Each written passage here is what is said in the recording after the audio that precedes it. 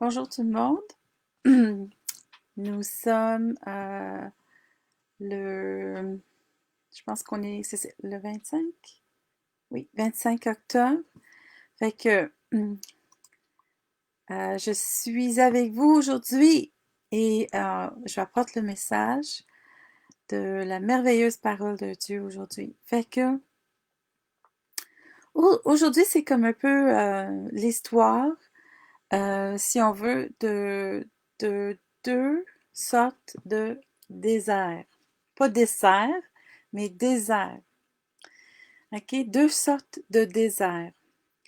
Et ça, c'est quelque chose euh, qui est venu comme un genre d'étude parce que il y a quelques mois, je vivais comme une situation qui était un peu dérangeante et je trouvais que j'avais l'impression à l'intérieur de ne pas avoir d'eau, de comme vivre un genre de désert, mini désert, genre.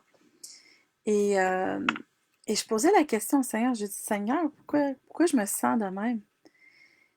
Puis il m'a pointé vers les Écritures et m'a dit d'aller regarder c'était quoi vraiment un désert. Qu'est-ce que c'était un désert? Et de voir, d'aller étudier ça. Et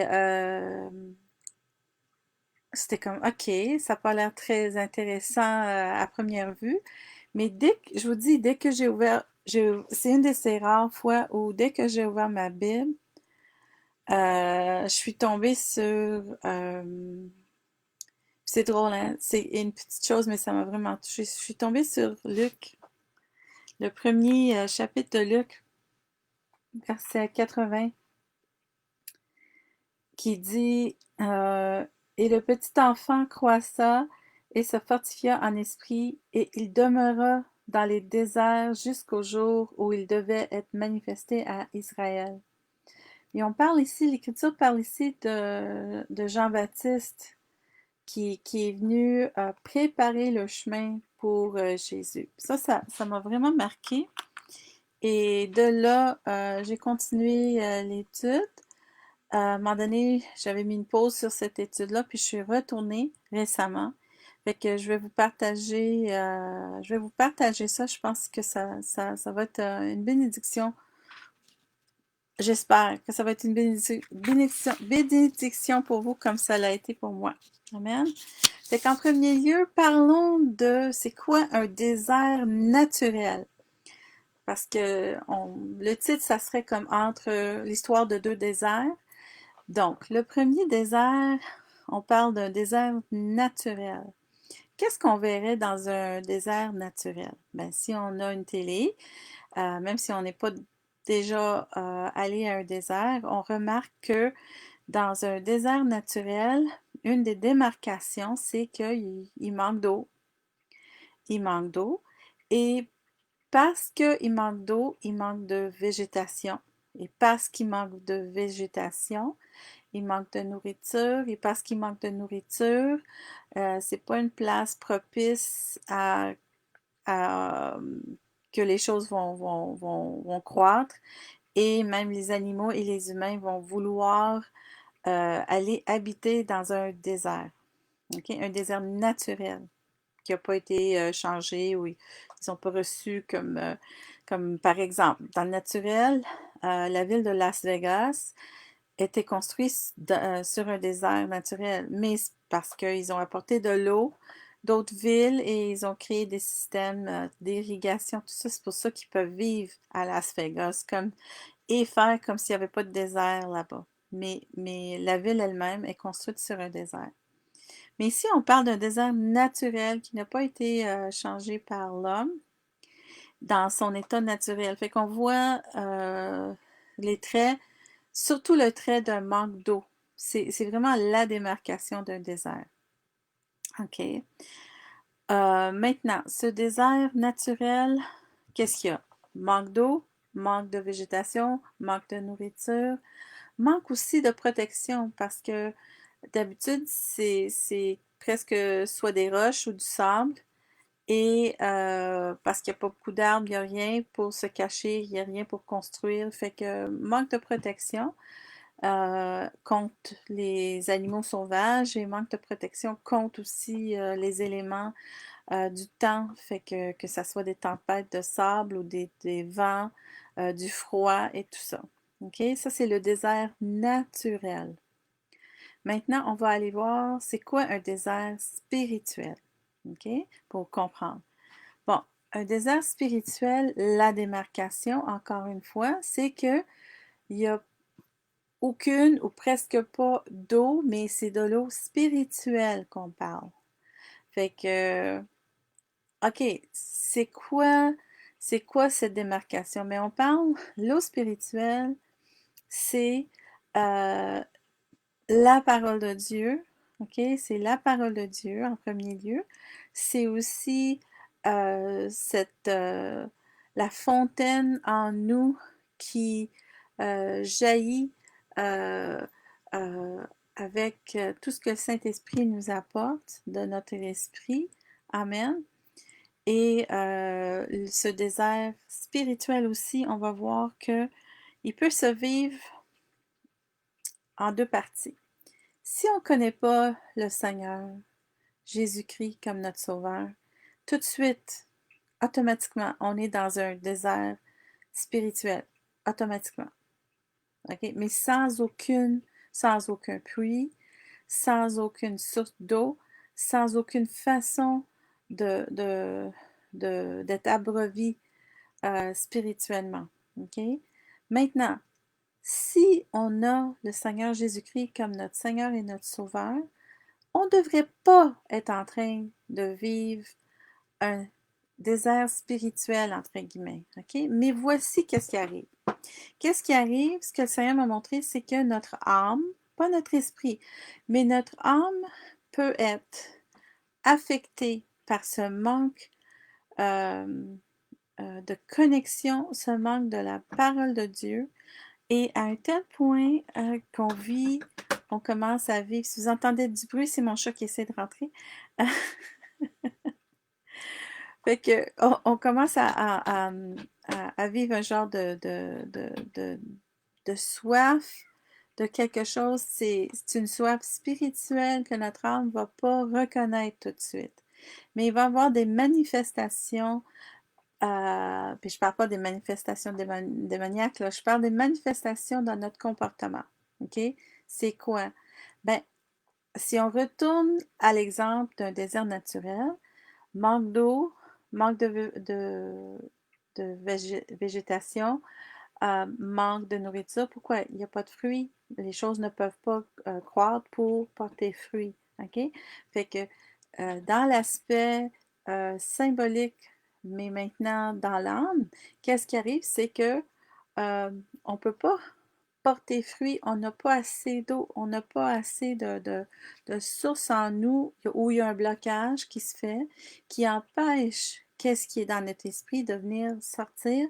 Et il y a un blocage dans nos oreilles, il y a un blocage dans nos yeux puis on ne va pas puiser dans la parole de Dieu pour s'abreuver et se nourrir, OK? Fait que le blocage, ce qui sèche, puis je vous dis, ça c'est un cas dans plusieurs, que ce soit une petite zone que vous avez passée en tant que chrétien, où il y a des personnes qui vivent toute leur chrétienté dans cet état-là. C'est votre âme qui va manifester des symptômes. Votre âme va manifester des symptômes par soit des comportements bizarres, des comportements qui sortent de la normale, un manque de fruits. OK? Tout va être très charnel. OK? Votre attitude, votre comportement, vos paroles.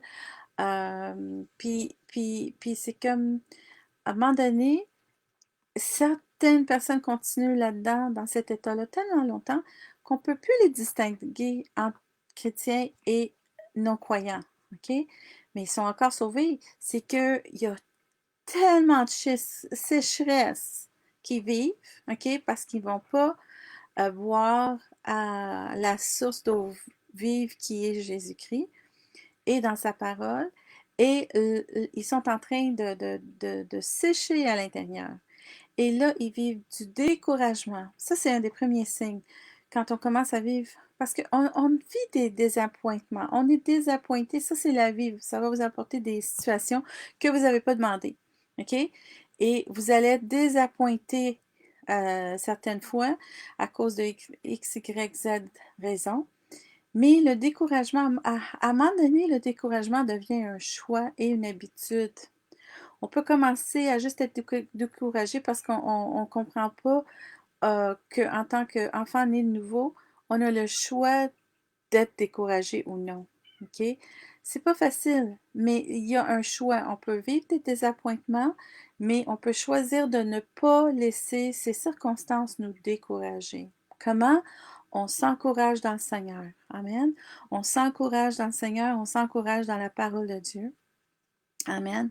Parce que le nom de l'Éternel, c'est notre forteresse. C'est une tour de force. C'est une tour de protection. Amen. Je vais juste boire un petit peu d'eau en parlant d'eau. Amen. Fait que dans ce désert spirituel, pas de croissance. OK? C'est quoi les manifestations? Attitude charnelle, des comportements charnels, même des fois enfantins. On va voir des fois, que ce soit des hommes ou des femmes, agir comme s'ils étaient adolescents, OK? Ou petits-enfants. Ils vont agir comme un petit gars, une petite fille de 7 ans. Puis c'est pas rapport, tu dis, cette personne-là, ils sont matures, puis pourquoi qu'ils agissent de même? Ça, c'est des manifestations, OK, d'un manque à l'intérieur de la source d'eau vive qui est Christ en nous et aussi la vie vivante de sa parole, OK? Parce qu'il nous donne ses paroles pour nous abreuver. Amen. Puis excusez-moi d'avance si je magane mon français. Des fois, je crée des mots sans le savoir. OK. Fait que dans cet état de désert spirituel, OK? Puis rappelez-vous, ça se passe dans l'âme, OK? On peut s'habituer même. On peut s'adapter. Hein? Il y a des animaux qui s'adaptent à vivre dans un désert naturel. Puis, à un moment donné, avec le temps, ils ont besoin de moins en moins d'eau. OK? Puis ils s'adaptent à vivre dans cette place-là. Malheureusement, notre âme aussi a cette capacité de s'adapter au manque d'eau vive et de fonctionner pareil. OK? Mais ça commence à être charnel, ça commence à être dans une dimension. OK? Et qu'est-ce qui arrive? C'est que euh, tranquillement, on commence à déshydrater spirituellement aussi. Le manque d'eau dans l'âme commence à affecter notre esprit, puis c'est comme on commence à se sentir déshydraté et les racines de notre fondement de notre vie chrétienne commencent à souffrir, ils poussent plus, ils commencent à plus avoir ils sont plus solides, ok? À part le fait qu'on porte plus de fruits, parce qu'il y a pas cette force-là de vie vivante qui vient pour porter le fruit à travers nous en Christ, ok? Et on s'adapte. Pire que ça, c'est parce qu'on s'adapte puis on s'habitue, puis à un moment donné, on devient Puis il n'y a pas de condamnation, ok? Ça peut nous arriver à une certaine période, mais ne restez pas là. Si, pendant que je dis ça, vous pensez, aïe, ça c'est moi, ok? Il n'y a pas de condamnation, ok? Mais restez pas là, parce que là, le Seigneur vient mettre à la lumière pourquoi vous vivez, qu'est-ce que vous vivez, ok? Fait que ça soit des comportements bizarres, des réactions qui sont spontanées, mais qui n'ont pas de sens, des affaires qui viennent de nowhere, puis peu importe, OK? Tout ça, c'est des manifestations, le manque de la source vivante, de la parole et de la source vivante en Jésus-Christ. Amen. Fait que, allons voir maintenant l'ironie. Il y a une ironie. Mais j'écrivais ça, j'ai dit, comment je vais écrire ça? parce que je me suis écrit des notes pour rester en ligne. Et l'ironie dans tout ça, de ces deux déserts-là, c'est que, puis je veux pas le maganer, fait que je vais revoir mes notes. OK. Quelqu'un peut être en train de vivre dans un désert naturel, mais en même temps, vivre dans un désert spirituel, pardon, dans une abondance spirituelle. Fait que quelqu'un peut être en train de vivre dans un désert naturel où il y a un manque d'eau, manque de nourriture, manque de protection, puis tout ça, mais ils sont en train de vivre dans l'abondance spirituelle. OK? Puis là, on a vu un exemple dans Luc 1, 80 avec Jean-Baptiste. Mais c'est pas juste Jean-Baptiste. Il y a plein d'exemples dans le Nouveau Testament, mais il y a plein d'exemples aussi de personnes qu'on peut connaître ou à travers l'histoire, des chrétiens qui ont vécu des circonstances naturelles où il y avait un manque. Il y avait soit un manque d'eau, soit un manque de nourriture, puis peut-être c'est pas à long terme, mais pendant qu'ils vivaient ce genre de désert naturel, et leur esprit n'était pas touché. Leur esprit même était en croissance parce qu'ils n'avaient pas de manque spirituel. Ils avaient une abondance de l'eau vive en Christ Jésus. Amen. Et ils portaient fruit. Ils portaient fruit. Puis ça, c'est quelque chose de très, très... c'est puissant, ça. C'est vraiment puissant. Amen.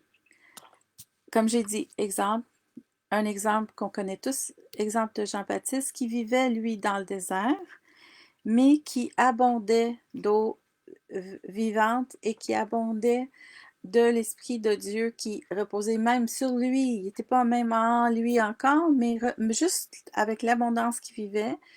Dans ce temps-là, c'est comme c'était assez pour que tout le monde venait de gauche à droite pour venir voir Jean-Baptiste parce qu'il abondait spirituellement. Amen. Puis il est venu préparer le chemin pour Jésus. Amen. OK. Ensuite, nous avons un autre exemple. Quelqu'un le contraire, c'est quoi? Quelqu'un qui est en train de vivre dans une place fertile, ok, de prospérité, d'abondance. Ils ont tout ce qu'ils ont besoin. Ils ont plus qu'assez de bouffe, plus assez d'eau.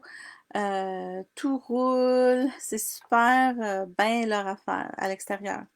Mais ils vivent un désert en même temps spirituel.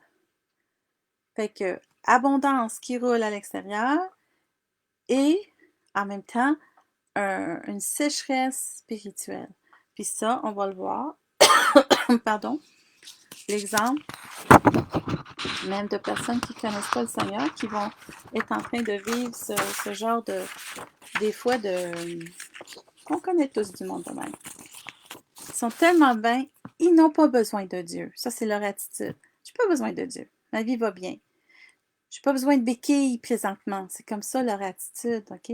Puis des fois, on est intimidé par le fait que leur terre fertile, que ce soit prospérité, maison, chalet, business, tout ça, ça roule tellement bien qu'on vient, on veut leur apporter la bonne nouvelle, puis des fois, on se sent intimidé pour leur dire, mais qu'est-ce que moi j'ai apporté? J'ai de la difficulté à payer mes paiements de voiture, puis eux, ils vont bien. Mais regardez, ils vivent ils vivent une sécheresse spirituelle. Ils vivent dans un désert spirituel parce qu'ils n'ont pas Christ. Fait que ils ont surtout besoin d'eau vive. Amen. Fait que ne soyez jamais intimidés par le fait qu'à l'extérieur, ce qui a l'air d'une terre fertile de leur vie, c'est même des fois, ils font des voyages à 2, 3 fois par année, là, puis tout le monde les regarde et dit, hey, wow, ça va bien pour eux, là. Mais ne vous fiez pas sur les externes, OK? Là, je ne sais pas si vous entendez mon chat, il n'arrête pas de pleurer, il veut rentrer il veut rentrer dans la chambre. Ah, c'est drôle. OK. Qu'est-ce qui est pire? Mais je vous dis, c'est pire de vivre dans une terre fertile, puis avoir toutes les affaires, puis vivre une sécheresse spirituelle, là. C'est bien plus pire. OK? Et encore pire que ça, bon, il y a un autre exemple. C'est quoi? C'est l'exemple de personnes qui vivent dans un désert naturel et en même temps un désert spirituel. Qui qu'on a comme exemple de ça? Ben, on a l'exemple du peuple d'Israël quand ils sont sortis d'Égypte. Ils venaient d'être affranchis. Moïse les a menés sortir d'Égypte. Et là, ils se retrouvent dans le désert. Et là, ils restent pendant 40 ans à faire le tour du désert, comme beaucoup c'est des jokes, là, des fois on dit ils ont fait le tour du désert 40 fois, 40 ans, OK? Ce qui devrait être un trajet de 11 jours leur a pris 40 ans, OK? Mais qu'est-ce qu'il y a à apprendre par leur exemple? Parce que la Bible, même dans l'Ancien Testament, est là pour donner des exemples et nous montrer l'ombre des choses qui sont réelles, OK? Fait que c'est quoi? Mais c'est que le fait que pendant qu'ils étaient là, ils avaient même s'ils étaient affranchis récemment d'esclavage, leur mentalité était encore une mentalité d'esclave. Fait que physiquement, ils ont été affranchis de l'esclavage, mais leur mentalité, leur mindset, ok, leur mentalité, leur phroniose, leurs pensées, leurs habitudes étaient toujours des habitudes d'esclaves. Ils n'avaient pas été affranchis de ce côté-là. Et comment ça se manifeste? Ben, c'est des murmures, c'est de la critique, c'est des plaintes, c'est du négatif, c'est du down. Il n'y a rien de positif dans une attitude de même. OK?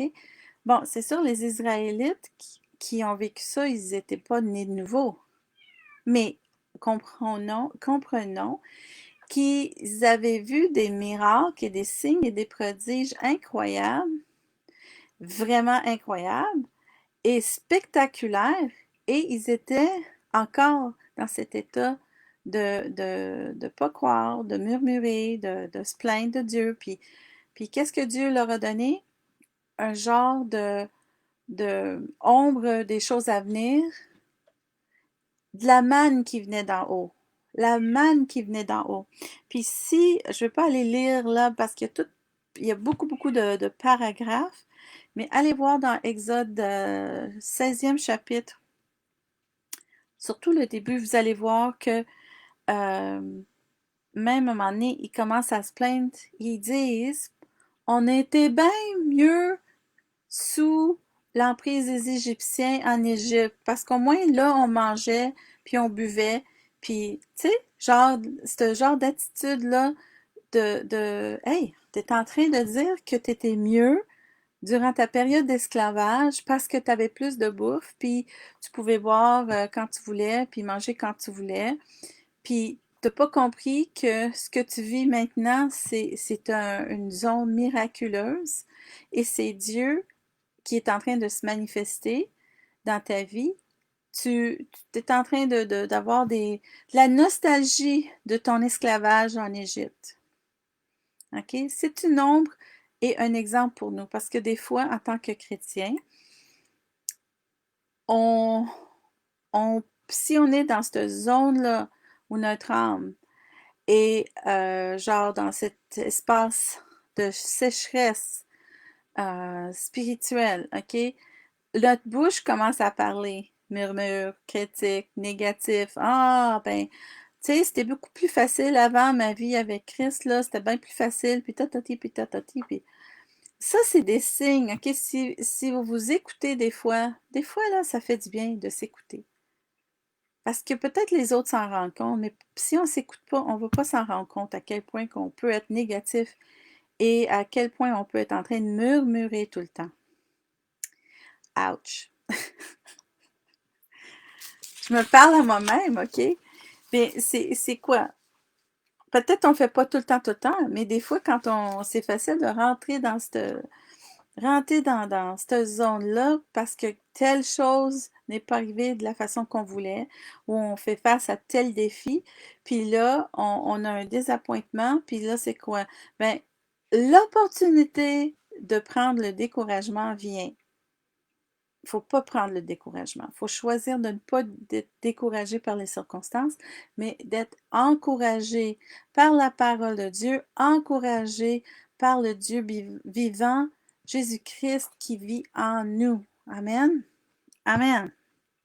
OK. On voit un autre exemple aussi. C'est l'exemple de, puis c'est mentionné dans Hébreu. On va aller voir dans Hébreu, 11e chapitre. OK. Hébreu, 11e chapitre. Ça, c'est un exemple différent. Et à partir... On va commencer avec verset 36. D'autres passèrent... Non. OK. 35. Hébreu 11, 35. Les femmes recouvrèrent leur mort par la résurrection. D'autres furent torturées, n'ayant point accepté de délivrance pour obtenir une meilleure résurrection. Verset 36. D'autres passèrent par l'épreuve des moqueries et des verges, et même des liens et de la prison. Verset 37. Ils furent lapidés, ils furent sciés. Vous savez, là, une petite pause, là, si vous avez une très mauvaise journée, vous n'avez pas été scié encore, vous êtes correct. Ils furent tentés, ils moururent par le tranchant de l'épée.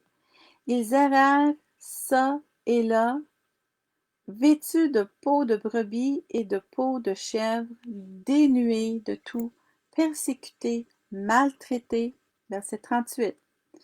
C'est là que je veux qu'on aille vraiment regarder.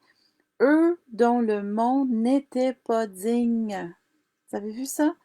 Eux dont le monde n'était pas digne. Errant dans les déserts et sur les montagnes, dans les cavernes et les antres de la terre.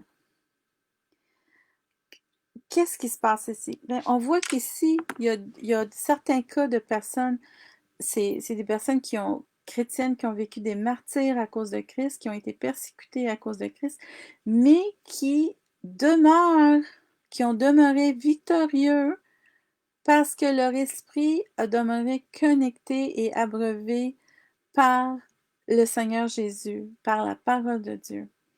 Et même si dans le naturel, ils vivaient dans des déserts, ils se cachaient, ils avaient un manque de ci puis un manque de ça, la victoire de la force de leur esprit, on voit que c'est le monde, c'est écrit, le monde n'était pas digne d'eux. OK?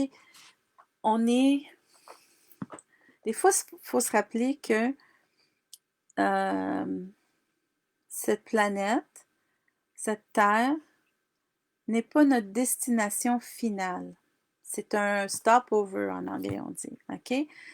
Des fois, quand il y a un pays très lointain, on va dire tu vas en Afrique.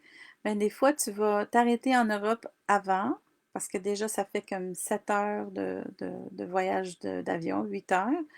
Et tu vas t'arrêter, on va dire, à Londres pendant quelques heures avant de reprendre un autre avion pour aller plus loin.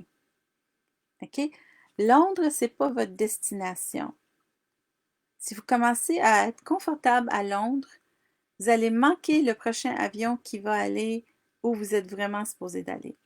Puis je pense que des fois, c'est de changer notre mentalité parce qu'on aime tous quand tout va bien sur cette terre. Puis on aime tous quand tu sais, on a bien mangé, on est avec la famille, des personnes qu'on aime, on passe un super temps ensemble, puis c'est relaxant, c'est merveilleux, que ce soit l'été, un barbecue, ou l'hiver, on va se promener dehors, puis il fait beau, puis tout ça. On aime toutes ces choses-là. Amen. Mais toutes ces choses-là vont passer. C'est pas notre destination finale. OK? Notre destination finale, c'est notre destination éternelle. Amen. Puis quand on met trop notre affection sur cette destination temporaire, on peut perdre la vue sur qu'est-ce qui est vraiment super plus important. Amen. Je vous dis, c'est vraiment quelque chose à penser là-dessus. C'est là. Je veux qu'on regarde, on va pas tout le lire, ok? Mais moi, je vais vous dire que prophétiquement, il y a tellement d'écrits dans Isaïe concernant la venue de Jésus et qu'est-ce qui allait. Puis je parle pas même de Isaïe 61. Il y a d'autres chapitres qu'on ne penserait pas, mais c'est tout là. C'est Isaïe 32 et 35. Ok? Prophétiquement, parle d'un temps où le Messie serait manifesté.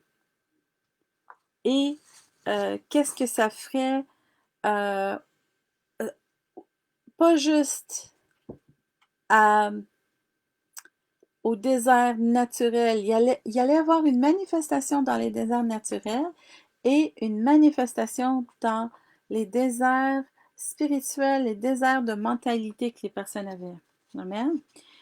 Euh, on va, moi, je vais vous donner un devoir, ok? Puis peut-être vous pouvez le changer en vouloir. Vous allez vouloir le faire au lieu de devoir le faire. Amen. Moi, quand j'étais à l'école, j'étais très bonne étudiante, mais j'haïssais tous les devoirs. Dès qu'ils me disaient qu'il fallait le faire, c'était comme, ah, je ne veux pas le faire.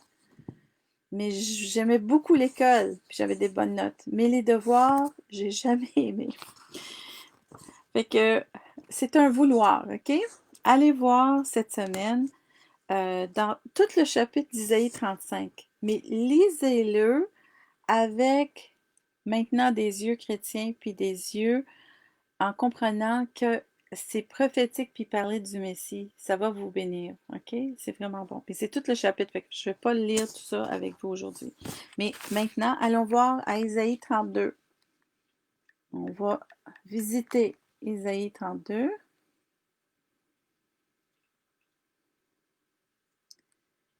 Isaïe 32, verset...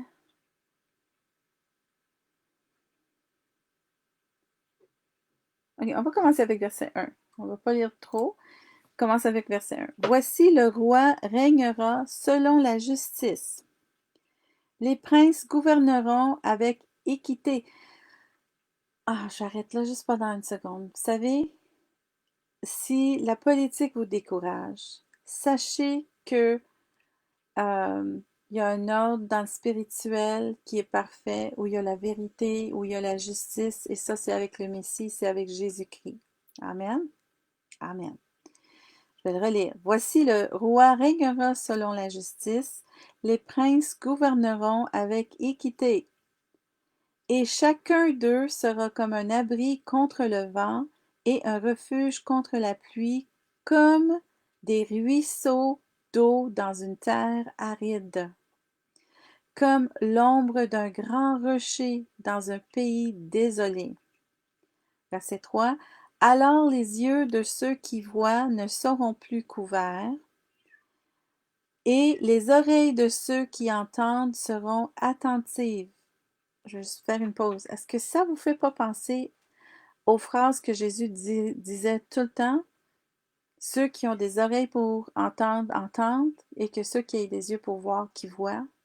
C'est très prophétique, qu'est-ce qui se passe ici dans Isaïe. Amen. Verset 4.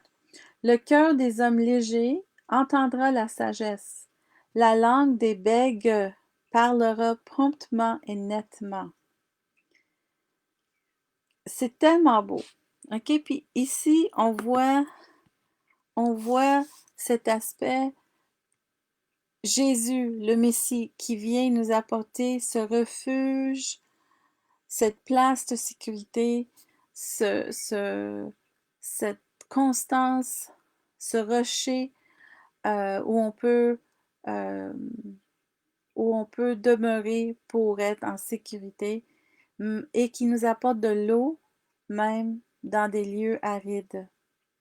Et où c'est pas juste un verre d'eau, ça coule, ça déverse, ça coule, ça coule, ça coule, même dans des lieux arides. Fait que ça veut dire quoi? peu importe quelle sorte de circonstances vous vivez. Amen. Il y a une source pour vous en Jésus-Christ qui coule de l'intérieur et qui coule aussi quand on rentre, on écoute et on voit avec nos yeux la parole de Dieu. C'est une source sans fin. Amen. Et qui est là pour vous et pour moi. Amen. C'est là, c'est pas caché de nous, c'est caché pour nous, pour découvrir. Allons voir dans Jean. OK? Jean, mon chat, il miaule encore. Pauvre bébé. OK. Jean. OK. Ici, c'est la place où Jésus parle avec la femme samaritaine. OK? Je ne vais pas lire tout ce chapitre-là, mais dans Jean 4, allez voir à partir de verset 13. Là, c'est la réponse que Jésus donne à la femme samaritaine. Il dit, Jésus lui répondit, quiconque boit de cette eau aura encore soif. Quelle eau qui parle? Ben, il y avait un puits. Il y avait un puits qui avait déjà été creusé dans le temps de Jacob, si je ne me trompe pas, oui. OK? Et ce puits était encore en service et était encore en train d'être source de vie dans des places arides et désertes. Et les personnes allaient là, à l'extérieur de la ville. Et on voit qu'il est en train de dire que quiconque boit de cette eau aura encore soif. Jésus est en train de parler de cette espèce de, de, de, de choses étranges où tu peux être abreuvé naturellement avec de l'eau, puis être rassasié avec du pain naturel, mais ton esprit, ton âme a faim et soif. Il est en train de diviser. Ces paroles viennent pour diviser de l'âme et l'esprit. Il vient pour mettre une lignée, pour rappeler à l'être humain qu'il est plus que juste naturel. On est fait à l'image de Dieu. Et Dieu est esprit. Amen. Fait qu'il dit, mais celui qui boira de cette eau, puis ça c'est le verset 14 dans Jean 4, que je lui donnerai, n'aura... Ah, pardon, je vais relire verset 13. Jésus lui répondit, quiconque boira de cette eau aura encore soif. Quelle eau? L'eau naturelle. Verset 14 maintenant. Soulignez-le. Mais celui qui boira de l'eau que je lui donnerai n'aura plus jamais soif. Mais l'eau que je lui donnerai deviendra en lui une source d'eau qui jaillira pour la vie éternelle. Je peux rien ajouter à ça. Tout est là. Tout est là. C'est simple. OK? Tu peux avoir soif, boire de l'eau naturelle. Quelques heures plus tard, tu as encore soif. Il faut que tu prennes encore, comme là, je vais prendre encore de l'eau. Peut-être dans une demi-heure, j'aurai soif encore. Ça finit plus, là. OK? Si vous avez des enfants, des bébés, ben, ils sont tout le temps en train de dire j'ai soif, j'ai faim, j'ai soif, j'ai faim. Notre vie de maman ou papa pour des petits-enfants, c'est une vie de responsabilité d'être tout le temps en train de leur donner quelque chose à manger ou à boire ou à les nettoyer. C'est du répétitif, là. C'est pour ça que ça siphonne des fois tellement l'énergie parce que c'est tellement répétitif. Puis on dirait que tout ce qu'on fait, c'est leur donner quelque chose. Puis une heure plus tard, ils ont encore faim ou ils ont encore soif. Puis là, ils veulent une autre affaire. Puis là, ils veulent une autre affaire. Puis là, ça finit plus, ça finit plus, ça finit plus. Puis après, ils ont 18 ans, puis ils ne veulent plus rien, là.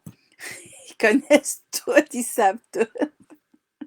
Mais t'as passé des années en train de les nourrir, en train de leur donner de quoi à boire, puis c'est correct ça, c'est correct, puis c'est bénissant de les voir pouvoir aller chercher leur verre d'eau quand ils veulent, boire quand ils veulent, aller au frigo quand ils veulent manger qu'est-ce qu'ils veulent. Même quand ils sont ados puis ils mangent trop, là. Des fois, là, c'est surtout les gars, là, des fois, il y a comme des jambes vides, puis ils ont toujours faim parce qu'ils ont besoin d'énergie. À un moment donné, on se dit, aïe, aïe, au moins, j'ai pas à le faire pour eux. Ils sont assez grands pour le faire pour eux-mêmes. Ça, c'est un à côté. Mais gloire à Dieu que Jésus est en train de parler d'une eau vivante que je vais le relire parce que je veux pas, c'est tellement beau, je veux pas le botcher. Ah, ce verset-là, il est tellement beau. Verset 14. Mais celui qui boira de l'eau que je lui donnerai n'aura plus jamais soif. Mais l'eau que je lui donnerai deviendra en lui une source d'eau qui jaillira pour la vie éternelle. Est-ce que vous comprenez qu'est-ce qu'il est en train de dire? C'est que l'eau qu'il nous donne pour boire, qui nous fait comprendre qu'on a besoin de lui comme Seigneur et Sauveur, et nous pousse à le confesser comme notre Seigneur et notre Sauveur et à comprendre qu'on a besoin de lui. Cette eau-là qui vient nous apporter cette vérité, ben, elle vient accomplir la nouvelle naissance et en accomplissant la nouvelle naissance, elle devient en nous une source d'eau. Wow, une source d'eau qui jaillit pour la vie éternelle. Pourquoi? Parce que Jésus-Christ, après, il est en nous. Christ en nous, l'espérance de gloire. Amen. Fait que, après, c'est pas Jésus, une source extérieure. C'est Jésus à l'intérieur de nous, par l'entremise du Saint-Esprit, qui devient dans notre esprit une source pour nous à tout jamais. Amen. Ça, c'est dans l'esprit. Laissez pas ce que vous vivez dans l'âme bloquer votre esprit pour que bloquer qu'est-ce qui est déjà dans votre esprit sortir. OK? Et ne laissez pas euh, le découragement venir vous dérober de cette source qui est déjà en vous, qui a toutes les réponses. Amen. Christ en nous, l'espérance de gloire. Sa parole en nous. Quand on lit la parole, c'est comme du miel, ça nous vivifie. Hein? C'est comme sa parole, c'est comme du miel, ça nous vivifie, ça nous donne de la lumière, ça nous rassasie. Amen. Ne vous privez pas de l'eau vive. Ne vous privez pas de l'eau vive. Si vous ne connaissez pas le Seigneur Jésus-Christ comme votre Seigneur et votre Sauveur, on n'est pas là pour vous condamner. On est là pour vous partager quelle bonne nouvelle que Jésus, il vous aime tellement. Amen. Le Père vous aime tellement. Il a envoyé Jésus pour que vous ayez cette eau vive à tout jamais et cette vie-là éternelle à tout jamais qui va sortir de votre être, de votre esprit. Amen. Et si vous connaissez déjà le Seigneur Jésus-Christ comme votre Seigneur et votre Sauveur, puis vous avez, à travers les années, la vie n'était pas facile et vous avez laissé cette source être bloquée par des circonstances, bloquée par des attitudes, bloquée par du découragement qui est dans votre âme. Allez et vous avez juste, vraiment, vous avez juste à vous abandonner à Christ et à pas vous abandonner au découragement.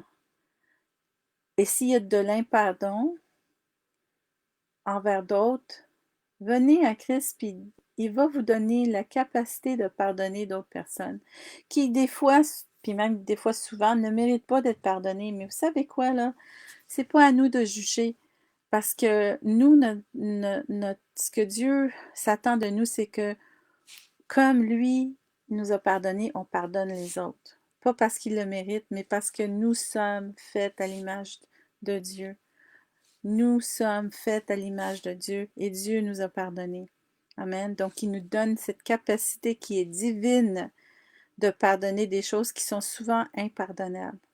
Mais avec Christ, on peut le faire. Pourquoi? Parce que c'est Christ en nous l'espérance de gloire qui jaillit comme une source d'eau vive pour nous débloquer, puis pour nous affranchir, puis pas qu'on reste comme le peuple d'Israël dans le temps où ils étaient affranchis dans le naturel d'Égypte, mais leur mentalité était encore sous l'emprise de l'esclavage, de cette mentalité d'esclavage. Amen. Nous sommes des fils et des filles de Dieu si on connaît le Seigneur Jésus-Christ comme notre Seigneur et Sauveur. On est né de nouveau, notre esprit est habité avec le Seigneur Jésus-Christ par l'entremise du Saint-Esprit. Et ça, c'est un mystère. Mais c'est pour nous et c'est notre... La Bible nous dit que c'est un dépôt. C'est un dépôt sur notre salut. C'est un dépôt sur les choses éternelles. Pour une garantie, pour dire comme garde, cette personne-là m'appartient. Amen. Ils ont la vie éternelle. Je prie que cet enseignement vous a béni et que si vous vivez un genre de désert spirituel, restez pas là. Il n'y a pas de condamnation. Restez pas là. Réécoutez l'enseignement, allez voir les versets, allez relire la Bible. Moi, je vous suggère d'aller aussi dans Jean, l'évangile de Jean 14, 15, 16. Ces chapitres-là, ça va vous encourager. Ça va vous bénir. Amen. Soyez bénis, puis peut-être pas la semaine prochaine pour moi, mais à la prochaine fois. Bye bye.